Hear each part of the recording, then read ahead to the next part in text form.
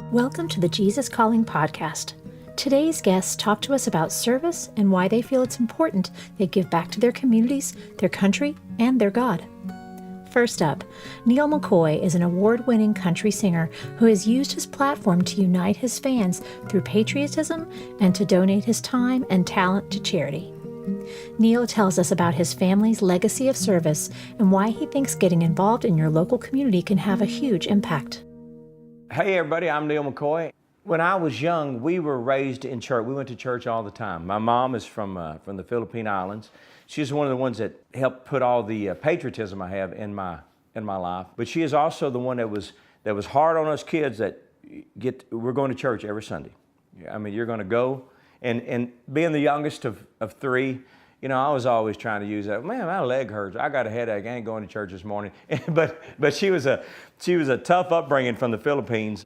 She was 13 years old when the occupation happened. Basically, the Japanese hit Manila about 8 hours after they hit Pearl Harbor. They were trying to take over the world at one time. And so Mom was about 13 years old, and the Japanese took over the Philippines, took over Manila, where she's from. Martial law is going around. The Japanese are just killing people and just, you know, it's really ugly over there. And at the time, she's the second of about second oldest of 8 kids. She ended up being the second oldest of 18 kids before it's all over. So she understands the horrors of not living in a country with the freedoms. So when my father met her, he was in the United States Army, met my mom over in the Philippines, ended up marrying her, coming back home, had us 3 kids. She was one of the ones that always taught us at a young age, you ought to be grateful of what you've got here. You don't understand, unless you've lived somewhere else, you don't understand the rights and the freedoms you have, and the religious freedoms, not just the everyday freedoms, religious freedoms that you have to exercise. And you know, again, when you're young, it's like, yeah, I hear you, Mom, that's good. You're doing good. I'm sure you're teaching us well. But then again, as you mature, you get out, you start traveling a little more, you see some of the things that she was talking about, then it all kind of comes around. So Mom was teaching us she was trying to teach us from a young age. Be thankful, be grateful. But you know, again, at a young age, it's just like, I'm grateful. I appreciate it. But then when it comes around, and now Mom passed away about 4 months ago.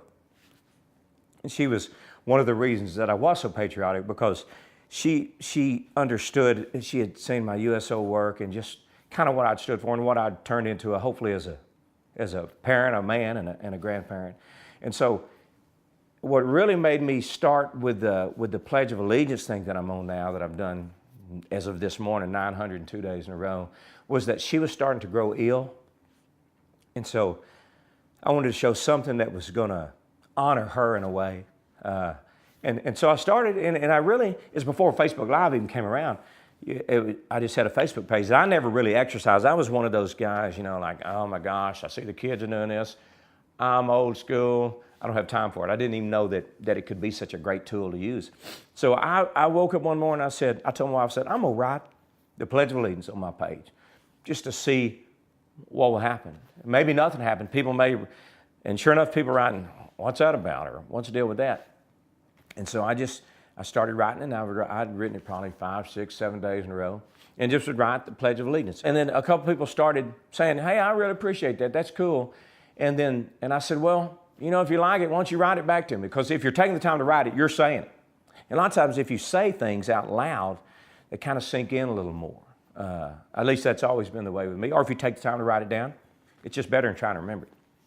So I started doing it, and it was garnering quite an audience. People were writing back, oh, this is cool, and they would take the time to write it back to me. And then when Facebook Live came around, I started going live with it, and I just said, you know, I'm gonna be on here every morning saying the Pledge of Allegiance. I don't have a set time. I'll give you the time when I finish that day. I'll tell you, I'll kind of look at what I'm gonna do tomorrow, and I'll give you a time, and if I miss it by a few minutes, I'll just miss it.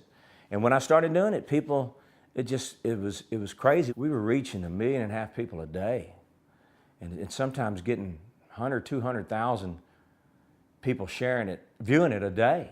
And so I go somewhere now. My bus is wrapped with an American flag, and it's got the Pledge of Allegiance on the side of it. That's how much I'm about it. And you'd be surprised at all the comments and compliments you get from people around the world at shows now. Now people are coming to our shows sometimes just in hopes that I'll say the Pledge of Allegiance from the stage.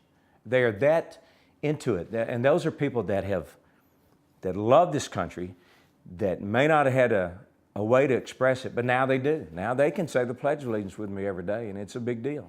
And it's just grown to what it is. And now I guess my nickname's Pledge. People have nicknamed me Pledge, and they send me, I've got so many Pledge of Allegiance from people that have carved in wood and concrete and plaques and stuff they've sent me. And it's really just touched a nerve in people.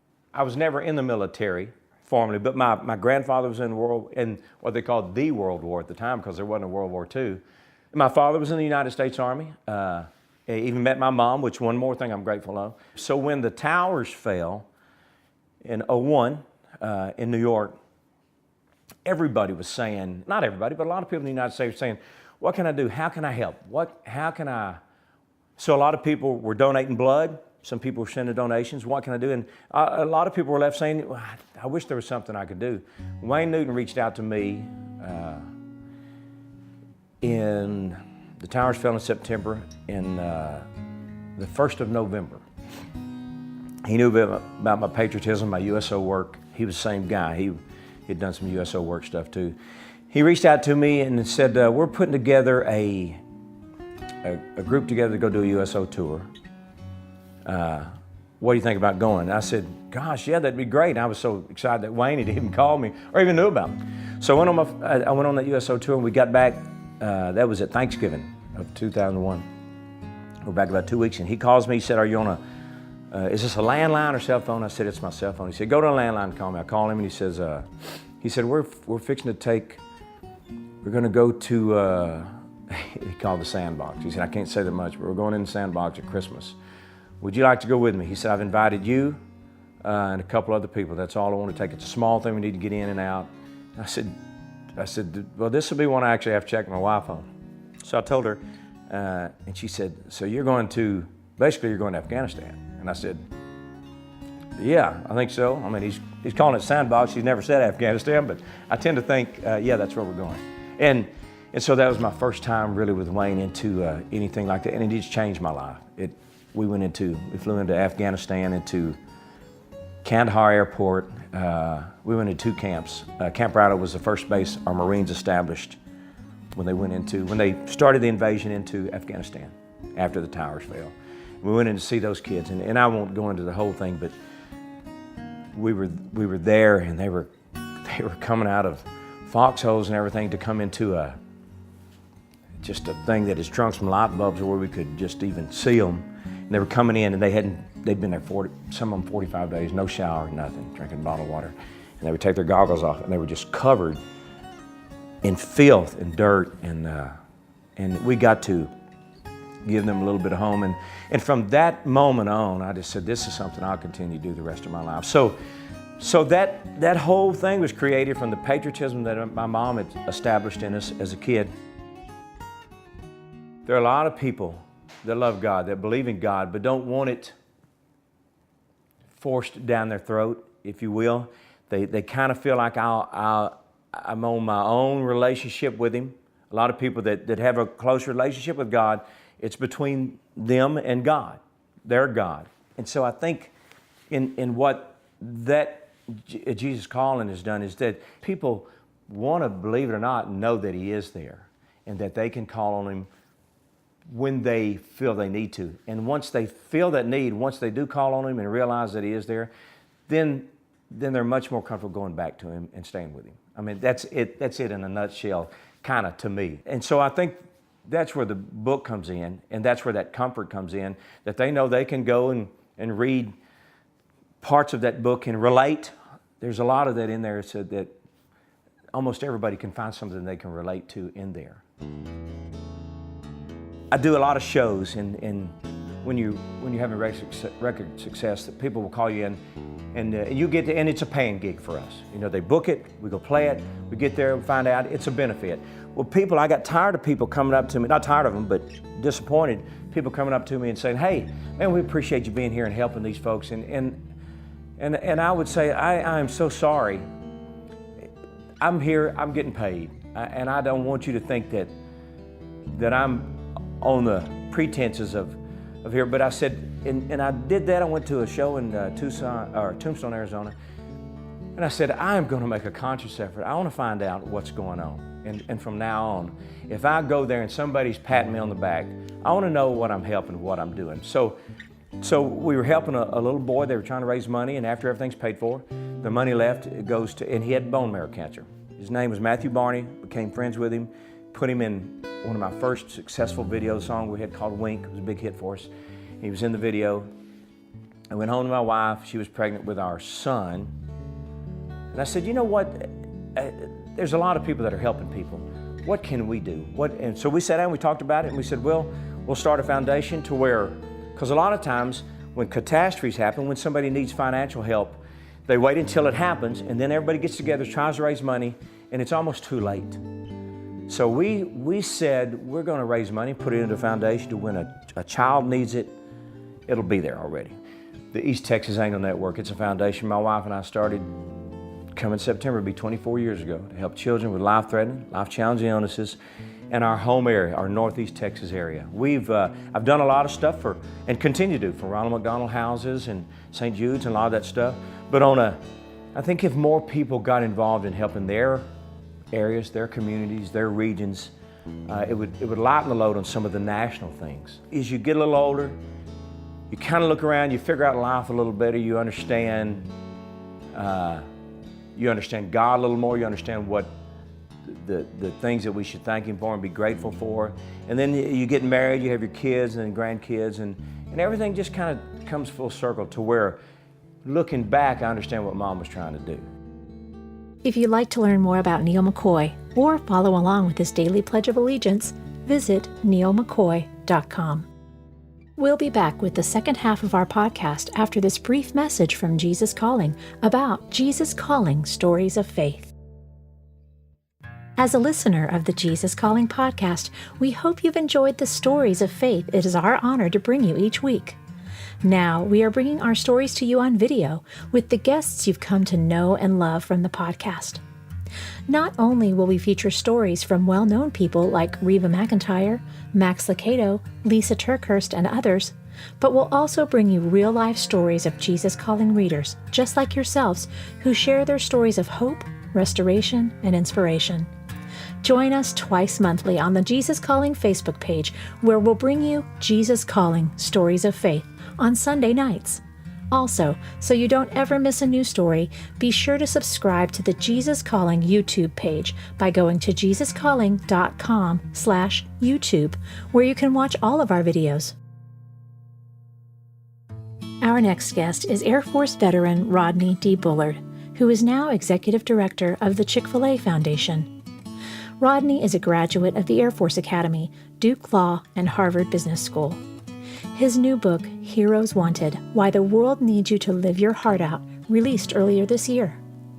Today, Rodney shares powerful ways we can reach out to others to become everyday heroes and create a life of service.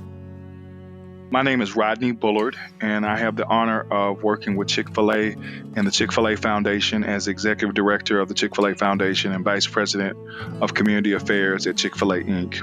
And that has been an absolute labor of love to work with Dan Cathy and the Cathy family and Chick-fil-A and the staff at Chick-fil-A, who all have a sense of higher purpose and a sense of we are there to be more than just a restaurant, but we're there to be a place of inspiration and giving. And so happy about that and very pleased about the work that we've been able to accomplish through the Chick-fil-A Foundation. But we also understand that there's income, and then there's the opportunity for influence off of the income.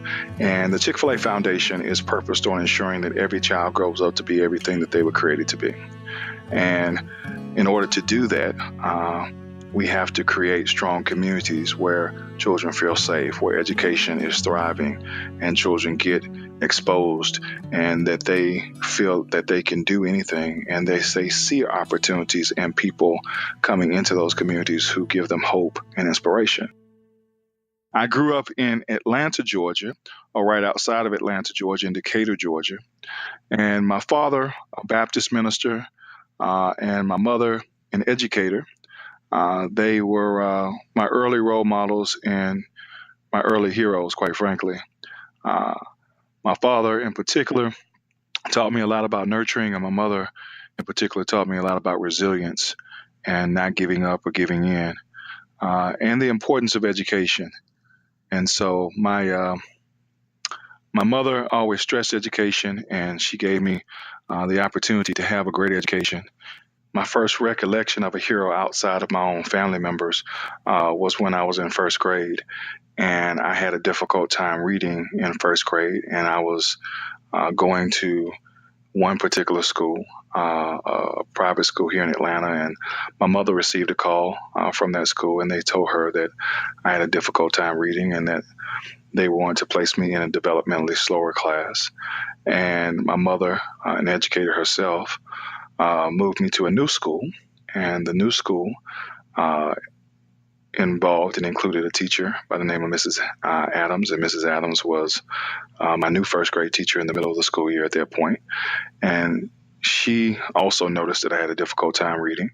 And at the end of the school year, she called my mother and she said, "Hey, Rodney had a difficult time reading over this year, but I see potential in him, and I would like to help tutor him over the summer." And she did that. She tutored me over the summer, and she taught me to read phonetically. And because of that, I was reading 2 grade levels ahead of my peers at the end of the summer. And so, I found somebody who took of their summer, took of their time uh, to do something extra beneficial, extraordinary for me.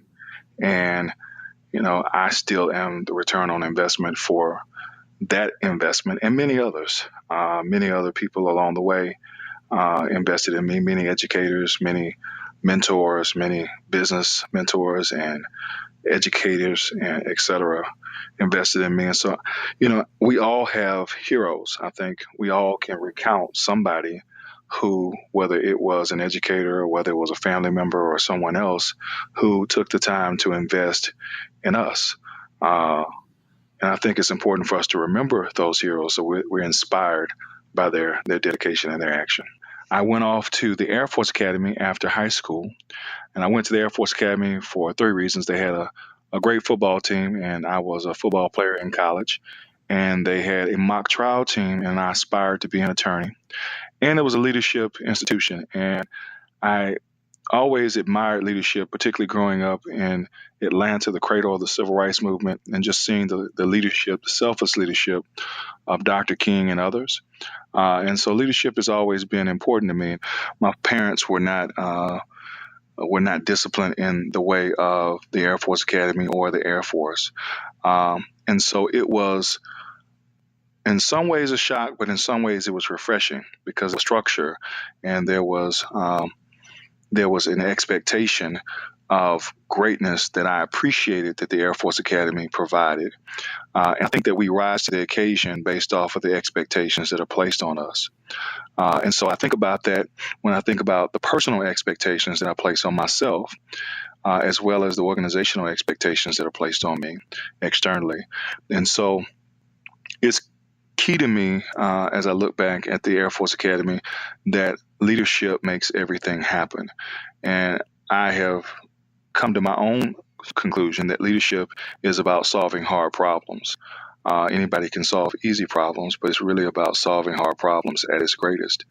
And that we should aspire to try and solve hard problems, authentic, real problems, and that means helping somebody else. Those problems really are not as significant, and they have not a hollow quality, but they don't have the same resonance if those problems are just for ourselves. And that's not to say we don't have to solve our own problems. We do, without question. But we also have to look beyond ourselves as we solve our own problems to help others. And I think we'll find satisfaction as we look to help our neighbors. And we look to cross division and divide to do so. And so there's opportunity in our country, particularly at this time, to cross division and divide, to understand that we all have the same humanity, and we all have the same problems and the same desires and the same aspirations. And because of that, we can empathetically help one another regardless of any difference. When I was a young child, I really had a curiosity and interest in history, and I still love history. I'm particularly struck by Abraham Lincoln, and I'm particularly struck by Winston Churchill. Lincoln's cabinet was successful because it had rivals. It had people who were on different sides of issues and sometimes different personalities that conflicted. But at the end of the day, Harvard has done studies that teams that are more diverse sometimes feel like it's tougher, but they get more done. They accomplish more because of their different perspectives, and they're able to bring those viewpoints together to get something greater than themselves and the whole or the individual parts. Winston Churchill also was such a charismatic and dynamic leader in a time of trouble for his country.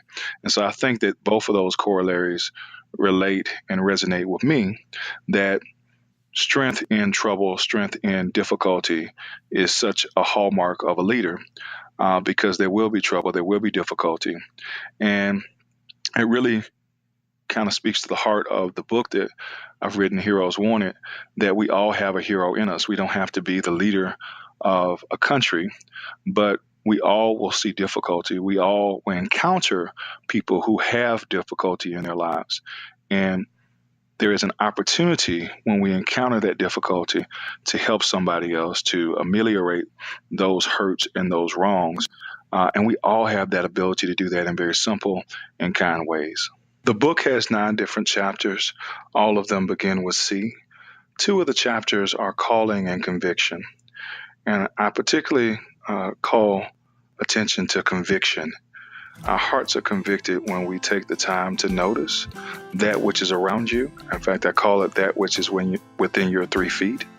That we can't change the world, but we can impact the 3 feet around us. And that we have to take the intentional step to notice that which is within our 3 feet. And when we see a problem, particularly a problem that naturally convicts us, and I think all of us do see issues that convict us, that tear at our heart, and that we say, we know that's not right. We know something needs to be done about that. That we don't wait for somebody else to do something about it, that we do something about it, and that we answer that which is now becoming a calling, that we are convicted in our heart, and then we answer that calling to do something about it. And I also talk in the book, finally, that you don't have to be able to solve all the problem. In fact, I talk in the book about the only. And it's oftentimes we say, well, I only can do this, or I only can do this. But turn that on its head and say, instead, I have this time and I have this skill to give in that time. And only I have this skill to give. And it may not be a lot of time, but I'm going to give that time because only I can give this skill in that time. And I think that's important for us to see ourselves as giving whatever drop we have in the bucket, because everybody has to give a drop to fill the bucket. There are different types of heroes. There are big H heroes, there are little H heroes. They are different types of heroes. Also, there's an element of inspiration in being a hero. And I definitely have been inspired by athletes and their sacrifice and what they've done on a court or a field with a ball or a racket. And I have definitely been inspired by people who give of small acts of kindness and people who give in moments of insignificance or seemingly insignificant times. And so I think that we all have a hero in us. What does concern me, and did concern me even as I was writing this book and using the term hero, that it is such an overused term. It has a little bit of triteness to it. But really the purpose of the book is to turn its head on that triteness, that we don't have to see heroes as this big glamorous thing and heroes as those who have given the ultimate sacrifice only. Those are heroes without question. But heroism also is an everyday act. And there is an everyday opportunity to be someone else's hero. And it can be speaking to somebody who thousands of people pass by and never speak to, but you speak to them and you make their day, and you were the hero in that moment for that day. I think we all have fears, and I think that we ebb and flow in our confidence if we're all honest about that. And that confidence may ebb and flow when we try something new. That confidence may ebb and flow when crisis comes, or when good things happen. Sometimes when you're riding a wave, you say, I can't believe that I'm here. I can't believe I'm riding this wave, and when is it going to crash? And I think that it is healthy for us to recognize that. I think it's healthy for us to embrace it, but I also think it's healthy for us to have faith in ourselves and have faith from our own personal belief perspective in a higher order, that our lives are being orchestrated, and that we don't have to rely on our own strength so much, but that God does have us, and that He will keep us, and that we can make it with Him. And so I think that trust, in fact, actually brings to mind your daily devotional, Jesus Calling. You have a passage on January 4th that really struck me. And so on January 4th, it says, I want you to learn a new habit.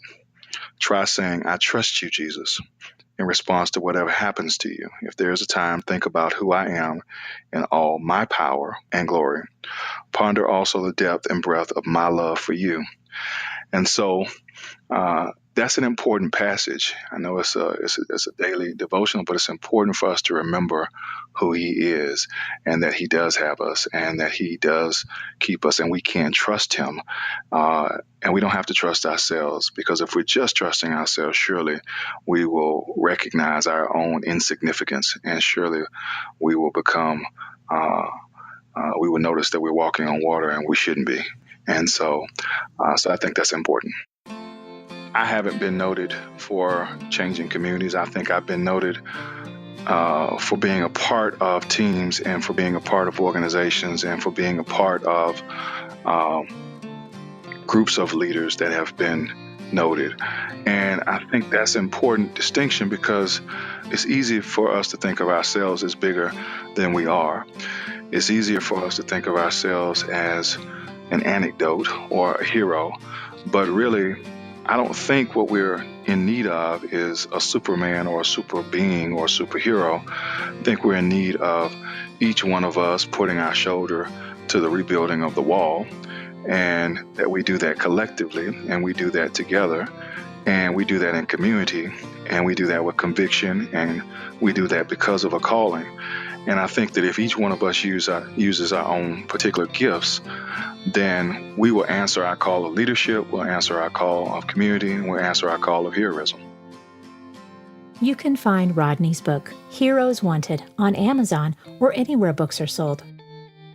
Next time on the Jesus Calling podcast, we talk with author and speaker Kristen Fry, who has been ministering for almost 20 years.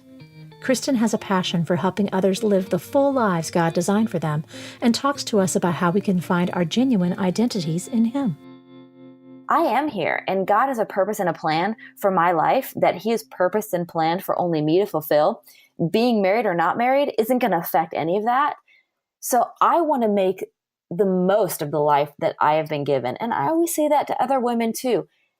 Hey, you can do things that only you can do. You've been created on purpose for a purpose. Do you love hearing great stories of faith each week via the Jesus Calling podcast? We want to hear from you. If you haven't already subscribed to the Jesus Calling podcast, visit the Jesus Calling page at itunes.com and hit the subscribe button. While you're there, we'd love for you to leave us a review and tell us how you feel about the show and what future guests you'd love to see. Your reviews and subscription help us share these stories of faith to more people who need the hope and encouragement of Jesus Calling. If you have your own story to share, we'd love to hear from you. Visit JesusCalling.com to share your story today.